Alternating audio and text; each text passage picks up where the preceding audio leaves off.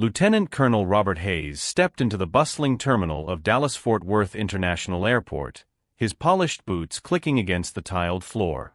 The air was thick with the usual airport chaos: families dragging suitcases, business travelers glued to their phones, children laughing as they ran ahead of exhausted parents. But for Hayes, this wasn't just another routine trip. Beneath his crisp Air Force uniform, there was a weight heavier than the ribbons and medals on his chest. In his hands, tucked carefully in a leather folder, were official orders from the Department of Defense, documents that authorized him to escort the remains of Private First Class Matthew Brooks back home. The real burden, however, wasn't the paperwork. It was the knowledge of what lay inside the flag-draped casket waiting on the tarmac.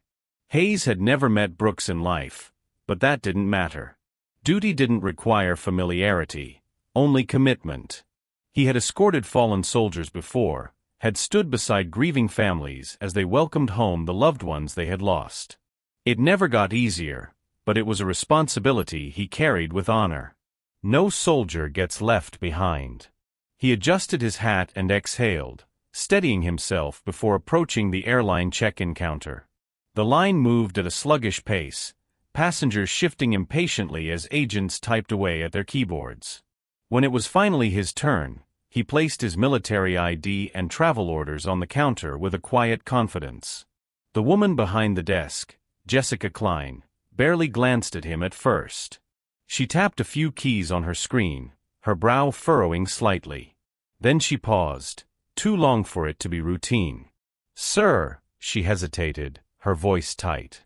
I need to check something." Hayes gave a patient nod. He had dealt with bureaucratic delays before. But when Klein turned and whispered something to a nearby agent, then cast a quick, uncertain glance his way, a sense of unease settled in his chest. Something was wrong. A second airline employee stepped over, Mike Thompson, judging by the name tag pinned to his shirt. His expression was carefully neutral, but Hayes could see it, the flicker of hesitation, the stiffness in his stance. Then came the words Hayes never expected to hear. "Sir, I'm afraid we can't allow you to board this flight."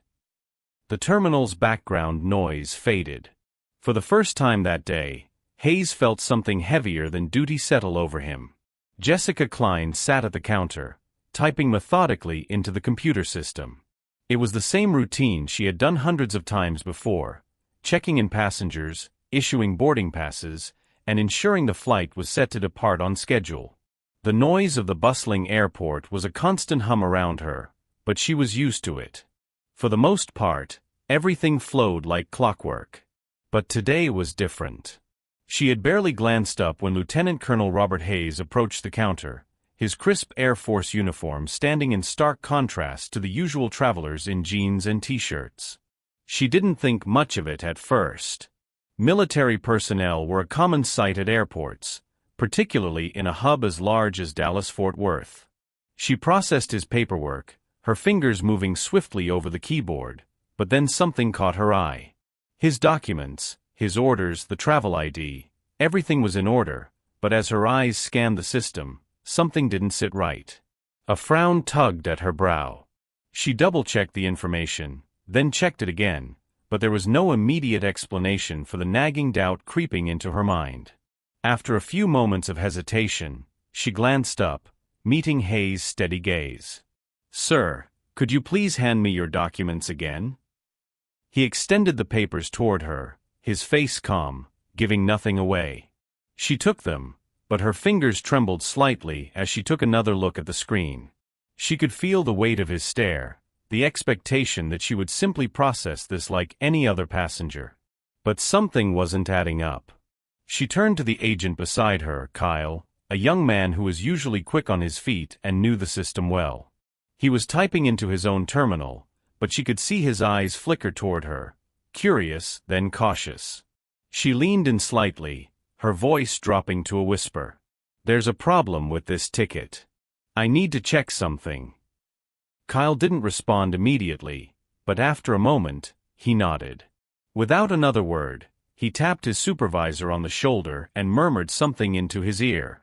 The supervisor, Mike Thompson, a tall, middle-aged man with a stern expression, stood up and walked over. Hayes, still waiting with his hands folded in front of him, noticed the shift in the air. The usual noise from the line behind him seemed to quiet as the situation unfolded. He couldn't place it, but the tension in the air was palpable. People were beginning to notice, their eyes moving from the agent at the counter to him, then back to the agents, whispering softly among themselves. Thompson arrived at the counter, his face neutral but serious. He glanced at the computer screen before meeting Hayes' gaze. "Sir, I apologize for the inconvenience, but there seems to be an issue with your booking." Hayes' stomach tightened.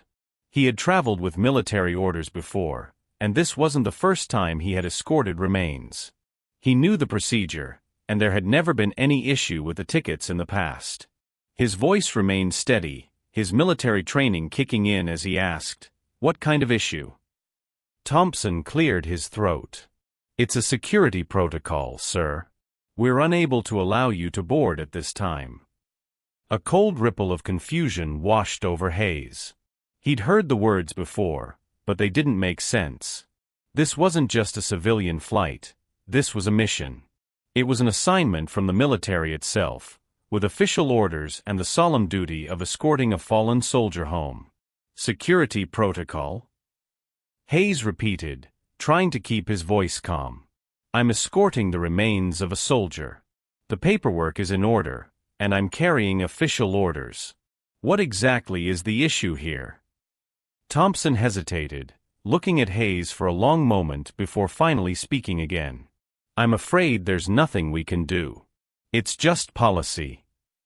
Policy. The word hung in the air, heavier than it had any right to be. Hayes had been in too many tense situations to let frustration or anger take over, but this was different. This was about a fallen soldier. This was about showing respect to someone who had sacrificed everything for their country. The thought of being denied his duty because of some vague policy was enough to make his jaw tighten. Behind him, the murmurs from the crowd grew louder. People were starting to take notice. The line had come to a standstill, passengers now craning their necks, watching as the situation escalated. Hayes could feel their eyes on him, some out of curiosity, others with a growing sense of disbelief. A man in a business suit near the front of the line shifted uncomfortably, glancing back and forth between Hayes and the counter. A woman in a red jacket, holding her boarding pass, exchanged a confused look with her husband. They were all wondering the same thing. Why was a man in uniform being denied the chance to fulfill his duty? Hayes didn't move. He stood his ground, his posture rigid with the weight of the situation. He wasn't going anywhere without an answer. "I need to understand exactly what the issue is, sir," he said, his voice calm but unyielding. "This is a military assignment. It's not personal. I have every right to be on that flight." Thompson opened his mouth to respond, but was cut off by another voice from behind. A man in his mid-60s, dressed in a USMC cap and jacket, stepped forward. His face was weathered but his voice was clear, carrying the strength of someone who had served. "Hey, what's going on here?" the man asked, his tone growing firm. "This is a soldier, escorting another soldier home. Why are you giving him trouble?" Hayes glanced over at the Marine, and for the first time since this started, there was a glimmer of something more, something like support. The crowd behind him was starting to take sides, murmuring in agreement. The pressure on the airline staff was building. As Hayes stood there, waiting for a response, he realized this wasn't just about a flight. This was about something bigger, something everyone could see but no one seemed ready to confront. The question now wasn't just about why they were denying him a seat, but whether they would respect a soldier's right to fulfill his solemn duty. The air inside the terminal felt heavier now. The usual hum of boarding announcements and rolling suitcases had faded, replaced by a growing murmur as passengers in line began to take notice of what was happening at the check-in counter. Lieutenant Colonel Robert Hayes stood tall, his uniform crisp, his expression calm but firm. He had just been told that he wouldn't be allowed to board his flight, a flight meant to take him and the remains of Private First Class Matthew Brooks back home. The words still echoed in his mind. Security protocol. It's just policy. It was nonsense. Hayes had flown dozens of times with military orders, just like these. There was no reason, no legitimate reason, why he should be denied this flight. And yet, here he was, being told that he couldn't do his duty. The passengers waiting behind him had been patient at first, but as the exchange dragged on, curiosity turned into concern. Then came the first voice. A deep, gravelly tone cut through the murmur of the crowd. "Excuse me, what the hell did I just hear?" Hayes turned his head slightly as an older man, Frank Miller, stepped forward from the line. His weathered face and the USMC cap pulled low over his brow left no doubt. This was a Marine, and not just any Marine, but a veteran who had seen more than his fair share of battles. His eyes, sharp and unyielding, locked onto the airline employees with a quiet intensity. "I've flown more times than I can count," Miller said, folding his arms. Asterisk asterisk, and I've never, asterisk asterisk not once, seen a policy that stops a soldier from escorting one of our own home. So I'm gonna ask again, what's the real reason? Jessica Klein, the airline agent, visibly tensed. Her hands hovered uncertainly over the keyboard as if she could somehow type her way out of the situation. She didn't look at Miller. She didn't look at Hayes. Instead, her eyes darted toward the back office, searching for support that wasn't coming. And then came the second voice. A middle-aged woman in a denim jacket, Linda Carter, standing a few feet away, tilted her head. In her hand, she held her phone, camera already rolling. "I'm sorry, but I just want to make sure I'm understanding this correctly," she said, her voice loud enough for those nearby to hear. "They're not letting a soldier board his flight? A soldier who is literally escorting the remains of another soldier? Is that what's happening?" The volume of the murmurs grew. Passengers shifted in line. Some exchanged uneasy glances. Others pulled out their phones, unlocking screens, opening camera apps. The tension at the counter thickened. Jessica swallowed hard. She wasn't a bad person. She was just an employee following what she had been told. But now she was beginning to realize something. This situation was spiraling out of control. And it wasn't just Hayes watching her anymore. It was everyone. A businessman in a suit leaned toward his colleague, whispering. A teenager in a hoodie lifted his phone, already recording. A young mother holding her child looked up from her boarding pass, frowning. Hayes remained still, observing. He wasn't doing anything to provoke this reaction, but he didn't have to. The Marine veteran, Miller, wasn't done yet. He took another step closer, fixing Jessica with a firm stare. "Ma'am, I suggest you check again," he said, his voice steady, but carrying the kind of authority that came from years in service. "Because what you're doing right now, it doesn't just look bad, it is bad." Jessica hesitated. Her fingers hovered over the keyboard, but she didn't type anything. Then for the first time Mike Thompson, the airline supervisor, looked uneasy. The situation had gone from an isolated check-in dispute to something else entirely. The energy in the terminal had shifted. This wasn't just a conversation anymore. It was a moment. People weren't just waiting for their flights. They were waiting for an answer. Jessica turned slightly toward Thompson, as if silently pleading for him to step in and take control. But he didn't move.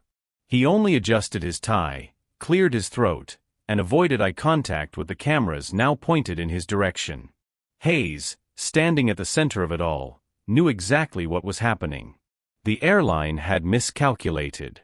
They had thought they could dismiss this as a minor inconvenience, that they could send him away with an empty apology and vague talk about policy. They were wrong. The crowd wasn't having it. Someone in the back muttered, "This is ridiculous." Another voice chimed in, "Why are they making this so difficult?" Then in the distance, a young woman gasped, eyes locked onto her phone screen. "Oh my God," she whispered, showing it to the man next to her. "It's already trending." Hayes didn't move, didn't react, but deep down he knew. This was far from over. The murmur of the crowd had turned into something more, a charged atmosphere, an unspoken consensus that what was happening wasn't right.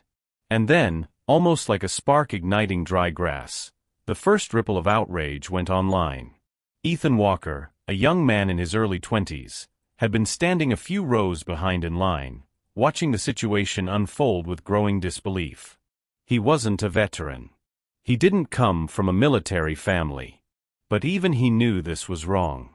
His thumbs flew over his phone screen as he quickly crafted a tweet. Air Force officer denied flight while escorting remains of soldiers. What are we doing to those who serve our country? The second he hit post, he refreshed the page. Within 30 seconds, the first few likes appeared. Then came the retweets. 1, 2, 5, 10. Within minutes, the numbers climbed into the hundreds. Passengers around him, already filming the confrontation, began posting their own videos, their own captions. This is disgraceful. This airline just prevented a military officer from carrying out his duties. I can't believe this. He has military orders. He's escorting a fallen soldier home. Why is this happening? Spread this. People need to see it. #LetHimFly. At first, Jessica Klein and Mike Thompson were too focused on the growing tension at the counter to realize what was happening online. But it didn't take long. A flight attendant passing by glanced at her phone and sucked in a sharp breath. Holy, she muttered before catching herself. She nudged a coworker. Check Twitter. Mike's phone vibrated in his pocket, a message flashing across his screen. He pulled it out, unlocking it absent-mindedly, and then froze. There it was. A firestorm brewing in real time. Hundreds of retweets. Thousands of comments. The #LetHimFly hashtag climbing the trending list. His face paled. Jessica, still standing behind the counter, caught sight of his expression and frowned. What? Mike didn't answer. He just turned the screen toward her. Jessica inhaled sharply. The videos. The tweets. The growing fury online. She suddenly understood something. They had completely underestimated this situation. And then, just as reality started to sink in, a voice cut through the terminal. I'm not flying with this airline anymore. This is disgusting. The shout came from an older woman, somewhere off to the side. Her voice rang out, clear and sharp, carrying over the restless murmurs of the crowd. More voices joined in. This is how they treat our soldiers. Unbelievable. I'll book another airline right now. Passengers weren't just standing by anymore. They were reacting. Jessica swallowed hard, gripping the edge of the counter. This wasn't just an argument with one passenger anymore. This was a public relations nightmare spiraling out of control, and they were at the center of it. Mike exhaled slowly, rubbing his temple. He had handled customer disputes before. He had even dealt with the occasional angry veteran demanding better treatment. But this?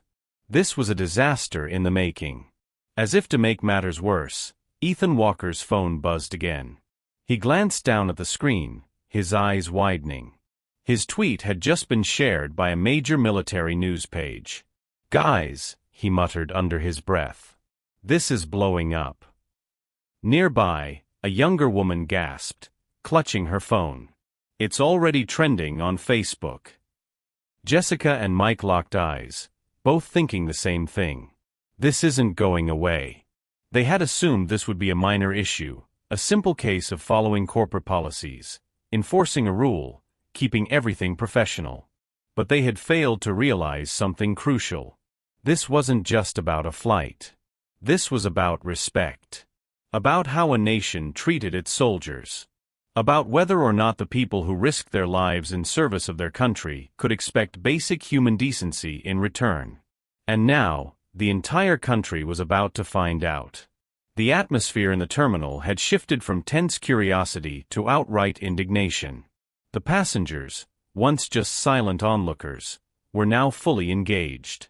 Cameras remained fixed on the confrontation, recording every moment as the situation spiraled beyond the airline's control. Jessica Klein and Mike Thompson were out of their depth, and they knew it. This was no longer just a problem at the check-in counter. This was a PR disaster unfolding in real time. And now, the corporate reinforcements had arrived. Through the growing crowd, a man in a tailored navy blue suit strode forward, exuding the calm but controlled presence of someone accustomed to putting out fires. His airline ID, clipped neatly to his pocket, read David Nolan, Senior Operations Manager. He was here to fix this. Colonel Hayes, I apologize for the inconvenience, Nolan began, his voice smooth, rehearsed. I understand this is an unfortunate misunderstanding, and I want to personally make this right. Hayes didn't move. He had spent too many years dealing with bureaucratic doublespeak to be impressed by a carefully worded corporate script. Nolan gestured toward a nearby agent, who quickly began typing into the system. We've arranged for you to be upgraded to first class, free of charge. He smiled as if that should settle everything. We hope this can accommodate you properly for your journey. A few murmurs spread through the crowd. Some looked at Hayes, waiting for his response. Others shook their heads, seeing this for what it was, a weak attempt to smooth things over without addressing the real issue. Hayes, standing tall in his uniform, did not blink. His voice, when he finally spoke, was steady but unyielding. I don't need first class. I need to complete my mission. The words hung in the air like a challenge. Nolan hesitated. The well-rehearsed corporate approach wasn't working. Hayes took a step forward, his eyes locked onto Nolan's. And I need to know why I was denied my flight in the first place. For the first time since stepping into the conversation, Nolan faltered. His confident demeanor wavered, just slightly, but enough for anyone paying attention to notice. He didn't have a real answer. The murmurs in the crowd grew louder. People weren't satisfied with a first-class upgrade.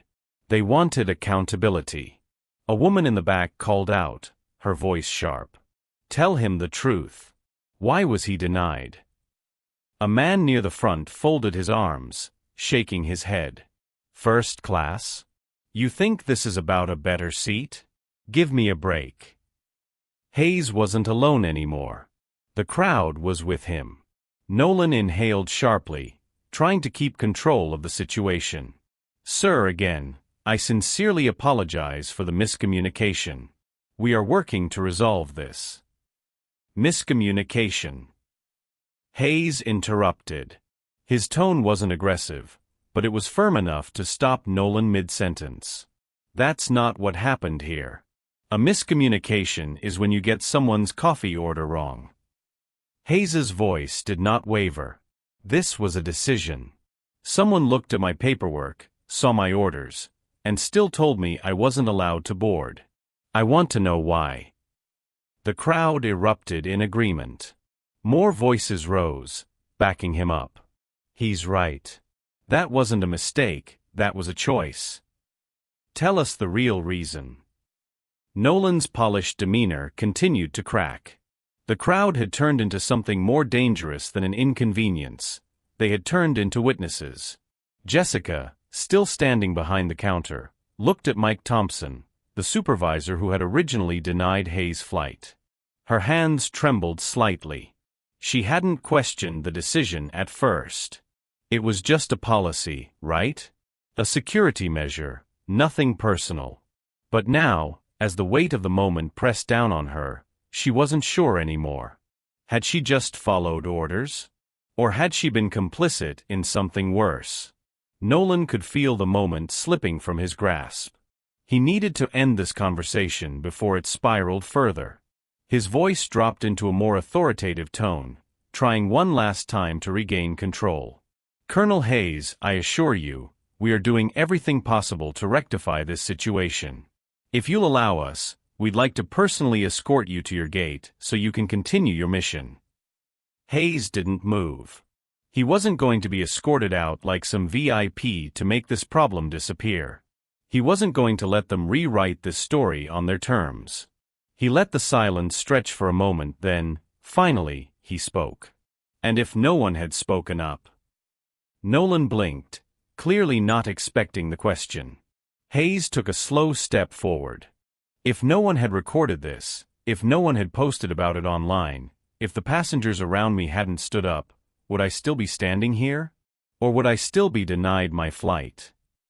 The question hung in the air like a gavel slamming down in a courtroom. For the first time, Nolan had no answer. The crowd wasn't just angry anymore. They were disappointed. They had seen how this played out in real time. They had watched it escalate, watched the airline scramble to save face. And now, they all knew the truth. This wasn't about a misunderstanding. This wasn't about a security measure. This was about getting caught. And the worst part? If no one had spoken up, nothing would have changed. Nolan sighed heavily. He had lost control of the narrative. And the airline? They had just made the wrong kind of headlines. The tension in the terminal had reached its peak. The murmur of the crowd was no longer just a restless hum. It was charged with expectation, waiting for the next move. The airline had fumbled its attempts at damage control, and now, they had lost control of the situation entirely. And then, the military arrived. Through the main entrance of the terminal, 3 figures strode in with purpose and authority. Leading them was Major Samuel Carter, a seasoned officer from the Department of Defense, his uniform crisp and his posture rigid with discipline. On either side of him were 2 military police officers, their presence a silent but undeniable statement. This was no longer a civilian matter. The energy in the terminal shifted immediately. Passengers moved aside instinctively, sensing that something important was happening. Some lowered their phones slightly, not out of disinterest, but because the presence of military authority commanded a different kind of attention. Major Carter did not hesitate. He marched directly to the airline counter, stopping just a few feet from David Nolan, the senior operations manager who had just tried to salvage the situation. For the first time since stepping in, Nolan looked visibly shaken. The weight of the moment, the realization of what was happening, settled in. This wasn't just bad PR anymore. This was the U.S. military stepping in because of a mistake his airline had made. Major Carter's voice was firm, unwavering. "We received the report. Colonel Hayes doesn't need to fly with your airline anymore." A ripple of shock spread through the crowd. Nolan blinked, his mouth opening slightly as if to respond, but nothing came out. Carter continued, his voice cool and professional, but carrying the weight of absolute authority. "The Pentagon has arranged for a military transport. His flight is no longer your concern." Hayes, standing tall beside the counter, processed the words in silence. He had expected a battle, a continued fight to ensure that he could carry out his mission. He had been prepared to stand his ground until there was no other choice. But this? This was the military making it clear that they would not allow one of their own to be treated this way. And for the airline? This was the worst possible outcome. Because this wasn't just about one officer being denied a flight anymore. This was about an airline making the wrong kind of enemy. Nolan, still frozen in place, finally found his voice. It was weak, uncertain. "Major Carter, I can assure you, this was all just a miscommunication." Carter didn't let him finish. "You were given multiple opportunities to correct your mistake." The major's expression remained unreadable, but his words carried an unmistakable warning. "You failed." Jessica Klein, still behind the counter, looked like she wanted to disappear. Mike Thompson stood rigid, as if the reality of what they had done had only now truly set in. This wasn't fixable anymore. This wasn't something an apology could smooth over. They had denied a decorated officer his duty. They had forced a confrontation that should never have happened. And now, the U.S. military was stepping in to ensure it never happened again. Hayes adjusted his hat, his expression unreadable. He had fought battles in war zones before, but today, he had fought a different kind of battle, one against bureaucracy, negligence, and indifference. And thanks to those who stood up and refused to be silent, he had won. The murmurs from the crowd weren't just of shock anymore. They were of admiration. Someone whispered, "Damn right." Another muttered, "That's how you handle things." In the back, Ethan Walker refreshed his phone. His tweet had just surpassed 50,000 shares. The videos, the outrage, the demand for justice, it had spread like wildfire. Nolan, now visibly sweating, tried to regain his footing. "Major, surely there's a way we can rectify." Carter's gaze hardened. "This will be addressed." It wasn't a threat. It was a promise. And with that, he turned to Hayes. "Colonel, let's get you where you need to be." Hayes gave one last look at the counter, at the faces of the airline employees who had tried to dismiss him until it was too late. Then, he turned and walked away. And just like that, the battle at the airport was over. For the airline, however, the war was just beginning. The fallout was swift and merciless. Within hours of the incident at Dallas-Fort Worth International Airport, the videos taken by passengers had spread across social media like wildfire. Let Him Fly was no longer just a trending topic, it had become a national conversation. News outlets wasted no time picking up the story. By midnight, Fox News, CNN, MSNBC, and every major network had run a segment on what had happened. The images of Lieutenant Colonel Robert Hayes standing firm in his uniform, the military police escorting him away from the airline counter, and the airline staff scrambling to explain themselves were played over and over again. Anchors and commentators debated the implications. How does something like this even happen? Have we forgotten how to treat our service members with dignity? This is about more than just a flight. This is about respect. By the next morning, veterans advocacy groups had released statements condemning the airline. Several high-profile retired generals took to social media, expressing their outrage and calling for serious repercussions. Then came the financial hit. By the end of the week, the airline stock had plummeted nearly 15%. Investors saw the backlash brewing and knew that public trust was shattering. Customers flooded the airline's social media pages with furious comments, demanding explanations. Some even posted screenshots of their canceled bookings, vowing never to fly with them again. The hashtag boycott airline started gaining traction, compounding the company's PR nightmare. But the worst was yet to come. It wasn't just public outcry anymore, it was legal. Within days, a coalition of military advocacy groups filed a formal complaint against the airline. The lawsuit alleged discrimination and failure to uphold service member protections, citing federal laws that guarantee active-duty military personnel priority boarding and travel accommodations when on orders. Legal analysts on news networks debated whether the airline could face federal penalties for what had happened. Lawyers representing veterans announced that they were exploring further legal action. The company's board of directors was in full-blown crisis mode. By the time the CEO finally stepped in to do damage control, it was already too late. In a hastily arranged press conference, he stood at a podium, flanked by company executives, and read from a carefully worded statement. "We deeply regret the unfortunate incident involving Lieutenant Colonel Hayes and are conducting a full internal review of our policies and procedures to ensure that this does not happen again." The words felt hollow, rehearsed, too corporate to mean anything. Then, the fatal misstep. A reporter in the front row raised a hand.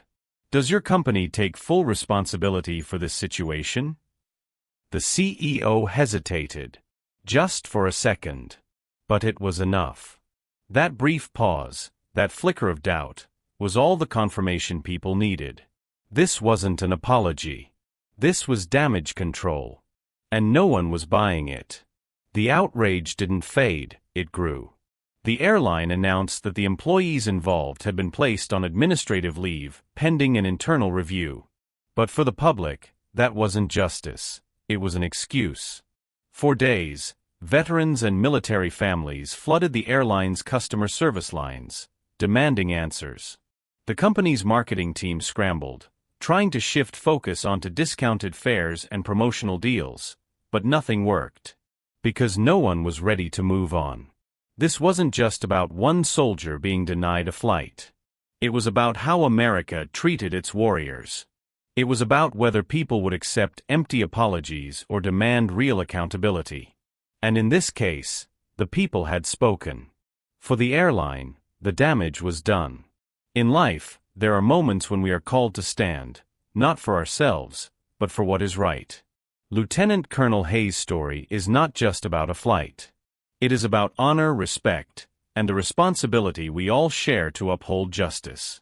Too often, we assume that someone else will speak up, that someone else will fight the battle. But what happens when no one does? Would Hayes have completed his mission if not for the voices that refused to be silent? Would justice have been served if the public hadn't held those in power accountable? This is the reality of our world today. Truth does not always prevail unless we fight for it. And respect, especially for those who serve and sacrifice, should never be conditional. It should not depend on whether a video goes viral or whether public pressure forces the right outcome. It should be the standard. So, what can we take from this? Never stay silent in the face of wrongdoing. Never assume your voice doesn't matter. Because when people unite for a just cause, no institution, no corporation, and no system can ignore them. And that is how real change happens.